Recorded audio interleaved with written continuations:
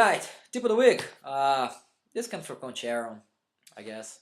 When you're doing your breaststroke, and I've trained every stroke. I actually never competed heavily in the backstrokes, but I trained every stroke. And there's always this comment that butterfly is so difficult. Well, I think if you do it right, breaststroke is as difficult or more difficult than the butterfly. I'll tell you why. Freestyle, you get to rest a little bit because you extend through your reach. Okay, there's a little bit of a glide phase there. Even butterfly, as the arms come over and you kick into the extension, you can get a little bit of a glide. Backstroke, maybe not so much. That's actually a little more difficult. But the breaststroke, you have to maintain body tension all the way through the glide phase, and that will up your heart rate. Okay, and you got to get used to training that. And the technique point that we're going to highlight right now deals a little bit with that. As you come through, if you're lazy, you're going to glide through with your fingers in this position, your fingers up. That puts, I don't know, I can't get my elbow. That puts your elbow down. Maybe if I could get a wide angle shot here. Okay.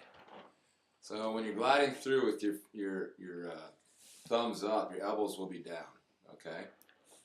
Now what you want to do is, as you come through with your breaststroke pull, if you stick your pinkies up, that puts your elbow pointed upwards, meaning you control the water. That will also increase your body tension so that you can stay streamlined through the stroke. When your elbows are down, you are not going to be streamlined. Your back is rounded, puts your hips down, and you're not streamlined. It makes you looser. When you have your fingers up, your thumbs down, okay, at the end of the extension, the elbows will be up, and you can maintain that body tension, and you can glide better. And it also creates pressure around your hands so that when you start your pull, okay, you have that extra water around your hand. Here, there is no water built up around your hands. Okay, so a lot of times the techniques that make you better are going to make you more tired. Yeah, absolutely, and that's why you gotta train with that so that when it gets to a race situation, you're used to doing that. And that's why the best swimmers are the best, because they're willing to do that little extra that's going to make them more tired, but make them faster. Very one thing I reminded my age group swimmers this week. The best swimmers, the swimmers that make to Olympic level, the swimmers that swim world championships, they are not the most talented swimmers. That comes from Richard Quick, I believe. The people that make the Olympic team, people that make the national team, are always the hardest workers. Always. So yeah, it's not about talent; it's about hard working. So yeah, it is a little bit harder to get into this position versus getting into this position. But oh my God, we had some technical difficulties here. Anyway, but we're gonna start working on that on the breaststroke. So as you go for your glide, you put your pinkies up.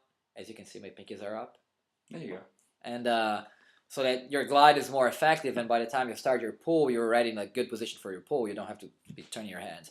Anyway, good. I love that. I gotta say, whoever was the cameraman when Coach Aaron was explaining did a really good job. I mean, that was really good. That's top notch. Camera operation, yeah.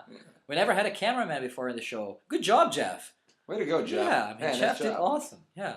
Yeah, kudos to him also for setting up the show today. Right. Coach exactly. Jeff is doing his Jeff, job. I mean, great editing. Yeah. Anyway, this is Lucas's part right here. This is now the Lucas show. We can take up the last few minutes here. I'll just kind of make funny comments and funny faces. Go ahead. All right. Now, the commentary of today is about intensity during practice. Again, something I've been talking to my swimmers. I know Coach Aaron has been talking to his swimmers as well. Basically, you will not race fast unless you train fast, and we're starting to bring that. We're starting to work more into race pace and really bring that intensity, really bring that race feeling, you usually only get during your races, to practice so that you get used to that. It goes along the same lines of what I was saying before. The fastest swimmers are always the hardest workers, not the most talented, but the hardest workers. So it really doesn't matter the amount of talent you have if you're not willing to put in the work. And so I've been giving age group 3 a couple of practices that might if you have been watching, they might seem a little bit crazy, and some of the swimmers have been saying, "Well, this is too hard. I can't do it." Yeah, I mean, I know it's hard when I tell them to be doing 5 flip turns on the wall and then come back underwater without breathing at all. At least it's not a 400 AM no breath, because we're gonna get to that point pretty soon. Oh yeah. Anyway, you don't need to breathe 5 minutes. no, I mean, what's the point of breathing? It slows you down. Anyway, yeah, when we put this practice together, we know it's hard. We know the concept, the intensity that we're asking from you is hard. The thing is, you gotta make sure that you're feeling that you're trying. You gotta make sure that you're getting really, really tired at the end. And that's what's really gonna make you better. It's gonna bring you that mental toughness, so that when you are in the race situation and you feel that way, you felt that way every single practice of your life, and so it's not going to slow you down. Here's the easy way to tell if you're being really intense, and don't fake this or don't try to fake this, but if you touch the wall and coach asks you a question and your response is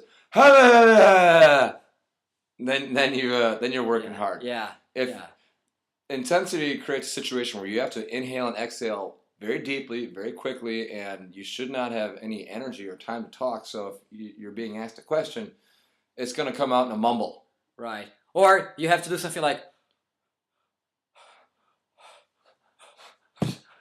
that means intensity. And again, don't try to fake it, because first of all, we can see you're faking, and second, what's the point? What is the point? You're not there for us, really. You're there for you. So yeah, that's sort of the intensity we were looking for in most of our sets. Is you touch the wall and somebody asks you a question, you're not physically capable of speaking. That's kind of what. And you know what? Every day after practice, when you go to your shower, or if you don't shower after practice, you should. But anyway, let's say you're drying off after practice and getting dressed. Think about, did you feel that way at practice today? Did you do 100%?